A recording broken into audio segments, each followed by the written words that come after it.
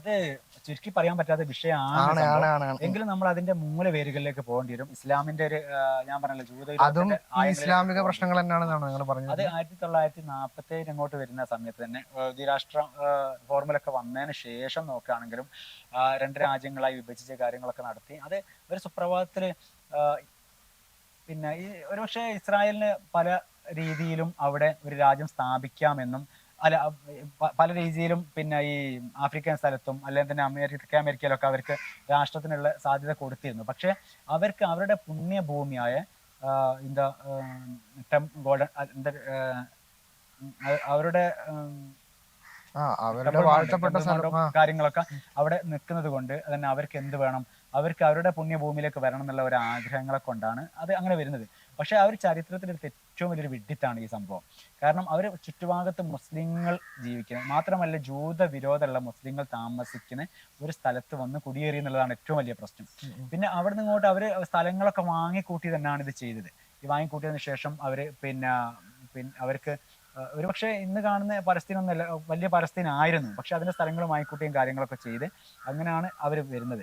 അവിടെ പ്രശ്നം എന്താന്ന് പറഞ്ഞാല് ഇവര് സമാധാനത്തോടു കൂടി തന്നെ ജീവിച്ചു പോരുന്ന ഒരു അവസ്ഥയിലായിരുന്നു. പക്ഷെ ഒരിക്കലും ജൂതന്മാരെ അംഗീകരിക്കാൻ ഇപ്പൊ നമ്മൾ നോക്കുകയാണെങ്കിൽ ഇവര് ജൂതന്മാര് എല്ലാവരും അംഗീകരിക്കുന്ന ഒരു വിഭാഗമാണ്. അവർ കുറച്ചൊരു ഓർത്തഡോക്സ് ആണെങ്കിൽ കൂടിയും ഇപ്പൊ ലോകത്തിന്റെ എല്ലാ കണ്ടുപിടുത്തവും കാര്യങ്ങളും പുരോഗതിയുടെ ഒക്കെ അടിസ്ഥാന ജൂതന്മാരാണ് എന്നും മാറ്റി ഓടിക്കപ്പെട്ടവരാണ്. AD 1-ാം നൂറ്റാണ്ട് മുതലേ ചരിത്രത്തിൽ എവിടെ നോക്കിയാലും ആട്ടി ഓടിച്ചാണ്. അതിന്റെ മൂർത്തന്യ എന്ന് പറയുന്നത്, അതിന്റെ ശക്തി എന്ന് പറയുന്നത് ഇസ്ലാം തുടങ്ങിയിട്ട് അതിന്റെ മൂർത്തന്യത്തിലെത്തുന്ന ഹിറ്റ്ലറിന്റെ ഭരണകാലമാണ്. ലോകത്തുടനീളം 1/3 ജൂതന്മാരും വേട്ടയാടപ്പെട്ടു. അങ്ങനെ അവര് ഇവിടേക്ക് ലോകത്തിന്റെ പല ഭാഗത്തുള്ള ഒരു പക്ഷേ ലോകത്ത് തന്നെ 1% ജൂതന്മാരുള്ളൂ. പല ഭാഗത്തുള്ളവരൊക്കെ അവിടെ കേന്ദ്രീകരിക്കും. അവരുടെ ഒരു രാഷ്ട്രം എന്ന രീതിയിൽ അവരാരുമായിട്ട് അഡ്ജസ്റ്റ് ചെയ്യാൻ തയ്യാറാണ്. അവിടെ ജനാധിപത്യ രാഷ്ട്രമാണ്. മതരാജ്യം എന്ന് പറയും കൂടി അവിടെ ജനാധിപത്യം അംഗീകരിക്കുന്ന രാജ്യമാണ്. പക്ഷെ ഒരു കാരണവശാലും ഇസ്ലാം ജൂതന്മാരെയോ അതിന്റെ കൾച്ചറോ അംഗീകരിക്കാൻ തയ്യാറല്ല. അത് അവരുടെ രക്തത്തിലും മതത്തിലും മതഗ്രന്ഥങ്ങളിലും ഒക്കെ ഒരുപോലെ രേഖപ്പെടുത്തിയതാണ്. അപ്പം അടിസ്ഥാനമായിട്ട് ഇവര് പ്രശ്നം ഉണ്ടാക്കും. അങ്ങനെ പ്രശ്നങ്ങൾ പോകുന്നു.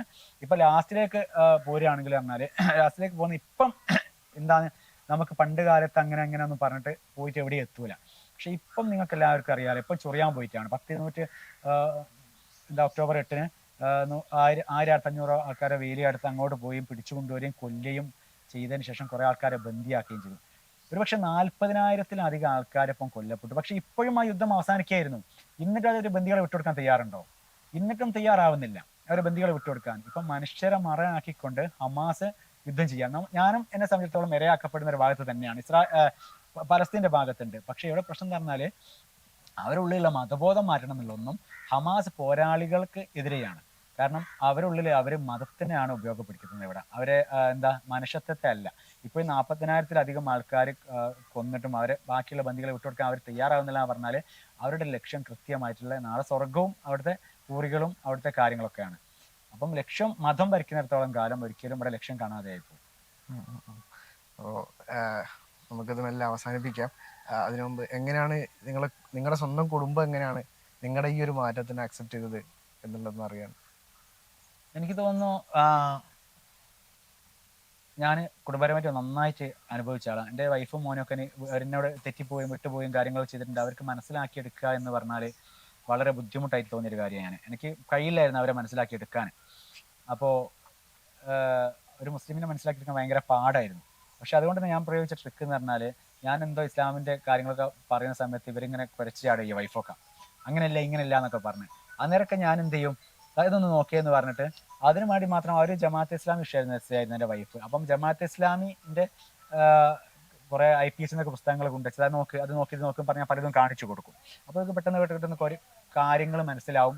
പിന്നെ അങ്ങനെ ഒരു ബോധ്യം വന്ന് പിന്നെ ഒരു ബോധ്യങ്ങൾ വന്ന് പിന്നെ അവരനുഭവിച്ച സ്ത്രീയുടെ അല്ലെങ്കിൽ സ്ത്രീയുടെ വശങ്ങളുണ്ടല്ലോ, അങ്ങനെ ബോധ്യം വന്ന് മതത്തിൽ നിന്ന് മാറിയതിനു ശേഷം നമുക്കിപ്പം അതിൻ്റെതായ ജീവിതം ആസ്വദിക്കാൻ പറ്റുന്നുണ്ട്.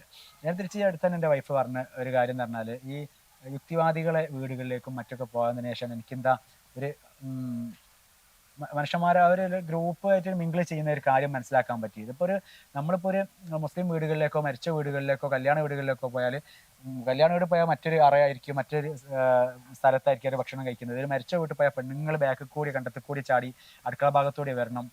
തിരിച്ച് ആണുങ്ങളാണ് മുമ്പ് കൂടി കയറുക. ഞാൻ ഇവരോടൊക്കെ ഇപ്പോൾ എൻ്റെ വൈഫിനോടൊക്കെ പറയാറുള്ളത്, മുന്നിലൂടെ മനുഷ്യന്മാരെല്ലാവരും നടന്നു പോകുന്ന വഴിക്ക് മാത്രം കയറാനേ പറ്റും എന്നാ പറയല്. നമ്മളിപ്പോൾ ഒരാൾ മരിച്ചാൽ തന്നെയും അതുവരെ കണ്ടെന്ന്, ഇപ്പം ഒരാളിപ്പോൾ തോന്നിയോളം ജീവിച്ചൊരു സ്ത്രീ ആയിരിക്കും, അതുവരെ കണ്ട സ്ത്രീ ആയിരിക്കും. പിന്നെ ആ ഒരാളെ മരിച്ചു കഴിഞ്ഞാൽ പിന്നെ പുരുഷനെ കാണാൻ പറ്റൂല, തിരിച്ചും കാണാൻ പറ്റൂല. അപ്പോൾ ഇവിടെ ഇപ്പം ദുരന്തം ഉണ്ടായ സമയത്ത് സൈന്യം രക്ഷിക്കാൻ വന്നതിലെ പുരുഷന്മാരൊക്കെയാണ് സ്ത്രീകളുടെ ബോഡി എടുത്തതും ബാക്കിയുള്ള എടുത്തതും മതക്കാരുടെ ഒക്കെ എടുത്ത്. പക്ഷെ ആരും മുസ്ലിം ആൾക്കാരുടെ ബോഡി തൊടണ്ടെന്ന് പറഞ്ഞിട്ടില്ല. പിന്നെ അത് മുസ്ലിങ്ങൾ തന്നെ വന്നങ്ങ് എടുത്തോളൂ, അല്ലെങ്കിൽ മുസ്ലിം സൈനികർ വരട്ടെ എന്ന് പറഞ്ഞില്ല. ഇവിടെ സിംസറലൊക്കെ ഉദവിന്റെ പ്രഭാഷണം കേട്ടിട്ടുണ്ടോ നിങ്ങൾ? മുസ്ലിം സ്ത്രീകൾക്ക് മുസ്ലിങ്ങൾ തന്നെ വേണം, ഓണാഘോഷത്തിൽ പങ്കെടുക്കരുത്, ഇതിലൊന്നും പറഞ്ഞ പോലെ തന്നെ മുസ്ലിം സ്ത്രീകളെ മുസ്ലിങ്ങൾ ഡോക്ടറെ തന്നെ പോകണം, സ്ത്രീകൾ ഡോക്ടറെ തന്നെ പോകണം എന്ന് പറഞ്ഞു.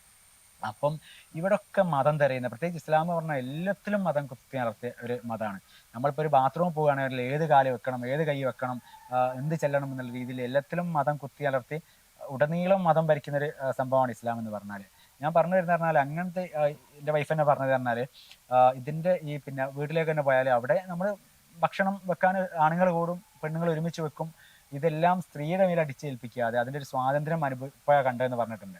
അപ്പം വൈഫിന് മാറ്റം വന്നതിന് ശേഷം ഇപ്പം ജീവിതം സുഖമാണ്, അതേപോലെ തന്നെ വളരെ സുഖമാണ്, ആ പീഡനം ഒഴിവായി കിട്ടി.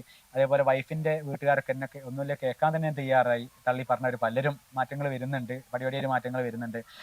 മോനെ ഞാൻ അവൻ്റെ പിന്നെ ജാതിയുടെ കോളത്തിൽ ഇല്ലാന്ന് എഴുതിയത്, മതത്തിൻ്റെ കോളത്തിൽ ഇല്ലാന്ന് എഴുതിയത്, അവനായി സുന്നത്ത് കർമ്മം എന്ന് പറഞ്ഞ് കുട്ടികളോട് ചെയ്യുന്ന ഏറ്റവും വലിയ ചൈൽഡ് അബ്യൂസ്മെൻ്റ് ആയ സാധനം ഞാൻ ചെയ്തിട്ടില്ല, അത് നിരോധിക്കേണ്ടതാണ്. അതിലൊരു പക്ഷേ ഇസ്ലാമിൻ്റെ തത്വശാസ്ത്രം, ഇത് ഒന്ന് മുഹമ്മദ് നബിക്ക് ചെയ്തതായിട്ട് തെളിവില്ല, അക്കാലത്തെ സഹാബത്ത് ചെയ്തതായിട്ട് തെളിവില്ല.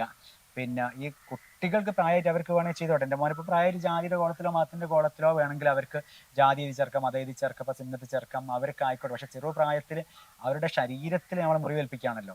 ഖുർആനിൽ അല്ലാഹു പറയുന്നത് പറഞ്ഞാൽ ഞാൻ മനുഷ്യനെ പൂർണ്ണമായി സൃഷ്ടിച്ചു എന്ന് പറയുന്നത്. പിന്നെ ഇതിൻ്റെ തുഞ്ചത്തെത്തും നേരം നീക്കം ചെയ്യേണ്ടി എന്നാൽ പൂർണ്ണത പോയി. പിന്നെ അവർ പറയുന്നത് പറഞ്ഞാൽ ലൈംഗിക രോഗങ്ങൾ ഉണ്ടാകുന്ന മറ്റു കാര്യങ്ങൾ ചെയ്യാൻ അതിന് മുന്നേ നീക്കുക എന്ന് പറയുന്നത്. ഇവിടെ ഏറ്റവും കൂടുതൽ ഉണ്ടാകുന്ന രോഗമാണ് പല്ലിന് കേട്. അങ്ങനെ നമ്മൾ കേടുണ്ടെന്ന് വിചാരിച്ചാൽ ആദ്യം പല്ലെടുത്ത് കളയുന്നില്ല. ബ്രസ്റ്റ് ക്യാൻസർ ഉണ്ടാകുന്നുണ്ട്, പക്ഷേ അത് ബ്രസ്റ്റിന് ക്യാൻസർ ഉണ്ടാകുന്ന വിചാരിച്ചിട്ട് നമ്മൾ എല്ലാവരുടെയും ബ്രസ്റ്റ് ഫസ്റ്റ് കട്ട് ചെയ്യുന്നില്ല. രോഗം വന്നാൽ കൈയും കാലും എന്തും കട്ട് ചെയ്യേണ്ടി വരും. പിന്നെ എങ്ങനെ രോഗം ഉണ്ടാവുകയാണെങ്കിൽ ഇവിടെ ഇപ്പം 23% മുസ്ലിങ്ങളാളുള്ളത്, ബാക്കിയൊക്കെ മറ്റുള്ളവരാളുള്ളത്, അവരൊന്നും ഇത് ചെയ്യുന്നില്ല. അപ്പം അവർക്കൊക്കെ എല്ലാവർക്കും പുരുഷന്മാർക്ക് ഈ ഒരു രോഗമായിരുന്നു ഏറ്റവും കൂടുതൽ വേണ്ടിയത്. അപ്പം കുട്ടികളോട് ചെയ്യുന്ന ഏറ്റവും വലിയ ക്രൂരതയായ ഈ സംഭവത്തെ ഞാനത് അവനെ അടിച്ചേൽപ്പിച്ചില്ല. അതുകൊണ്ട് തന്നെ കുടുംബം ഉഷാറായിട്ട് പോകുന്നുണ്ട്. പിന്നെ ഇപ്പം സന്തോഷമുണ്ട്, അതുകൊണ്ട് നമുക്ക് കാര്യങ്ങളൊക്കെ തുറന്ന് പറയാൻ പറ്റുന്നുണ്ട്. ചില പരിപാടികളൊക്കെ വൈഫൊക്കെ കൂടെ വരാറുണ്ട്.